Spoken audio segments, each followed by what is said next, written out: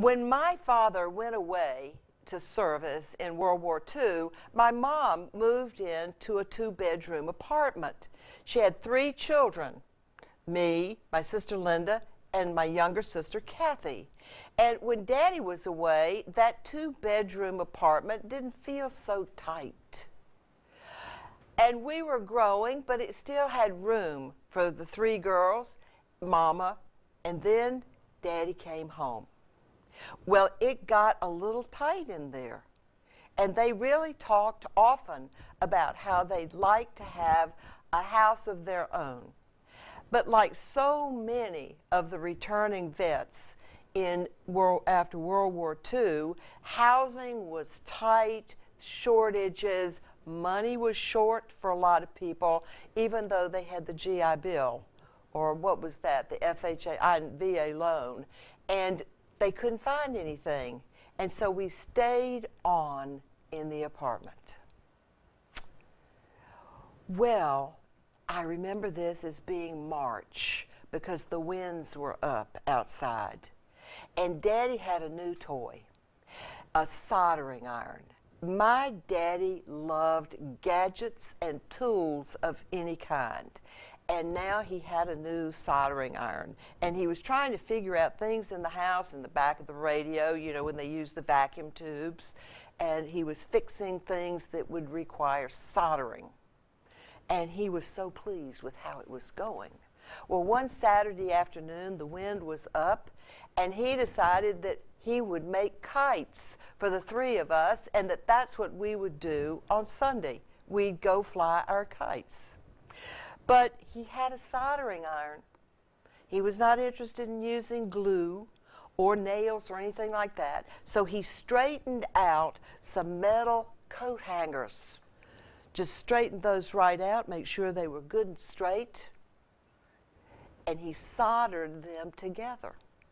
He soldered them together so that they had the structure, and then he turned the ends so that the strings could go through sort of the eye holes that he had just made at the end of the coat hanger. Now, what was he going to use for the backing? He laughed and he decided and he said, "Louie, where's the Charlotte Observer? We'll send the news up." And so he laid out the newspaper and he cut the backing for our kites out of the pages of the Charlotte Observer. We were going to send the news aloft.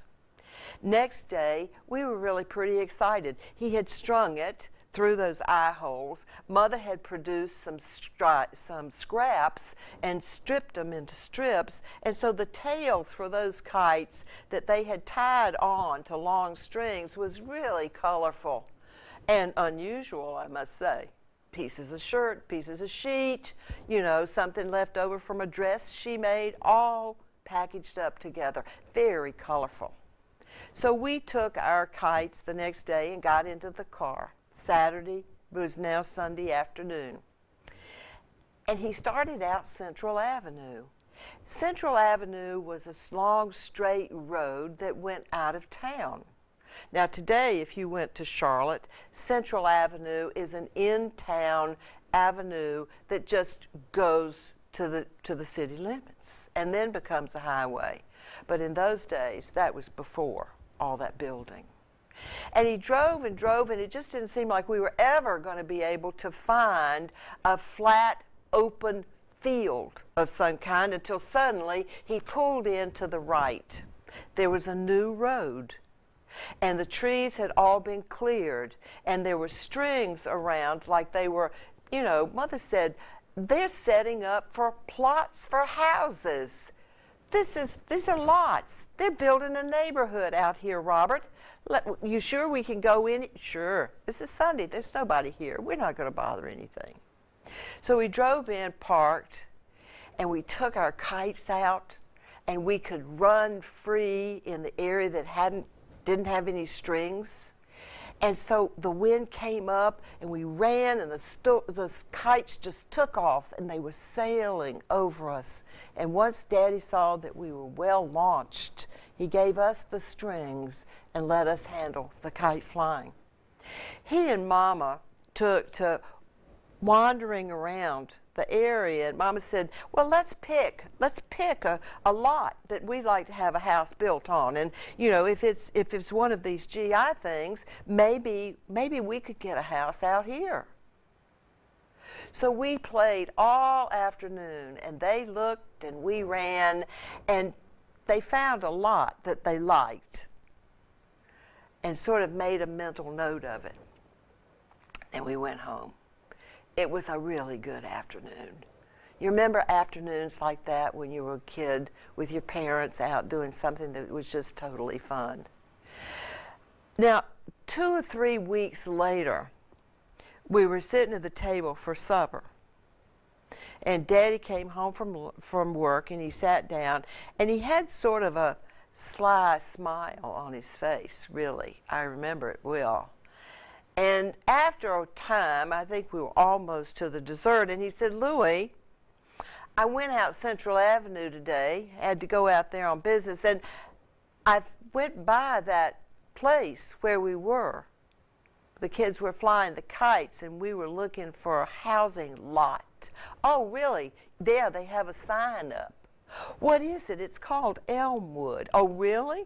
And what's it going to be? Is it one of these veterans things or what? He said, well, I'll tell you what it's going to be. Honey, they weren't laying out lots for neighborhoods.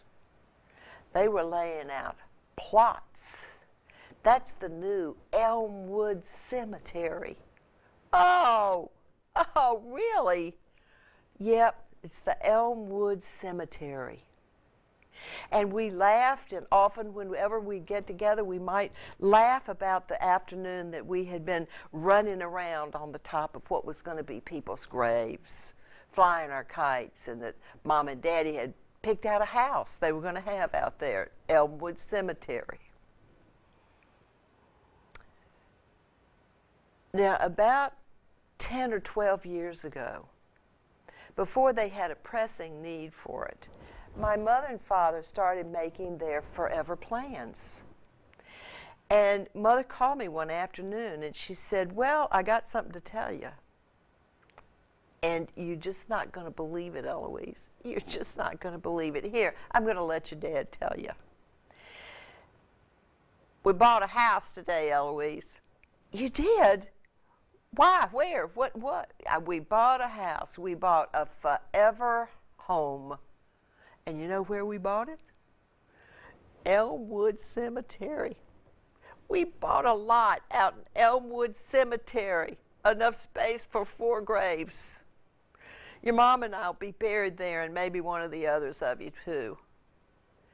And you know something?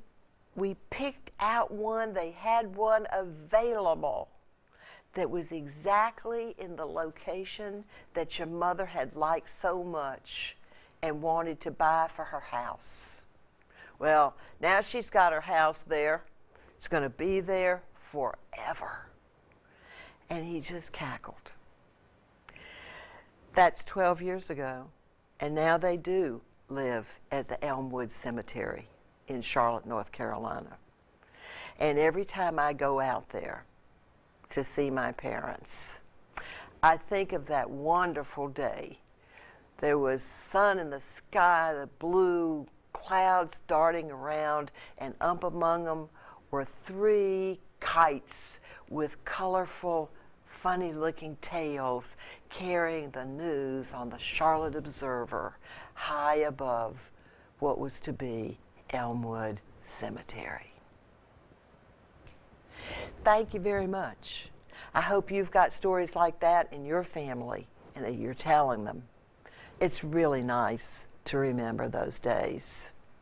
Come back, and if you're interested in a story, the 3rd Wednesday of the month, 7:30, Friendship Heights Village Community Center. 1 or 2 storytellers new not every month, from September through May. We'll hope to see you there.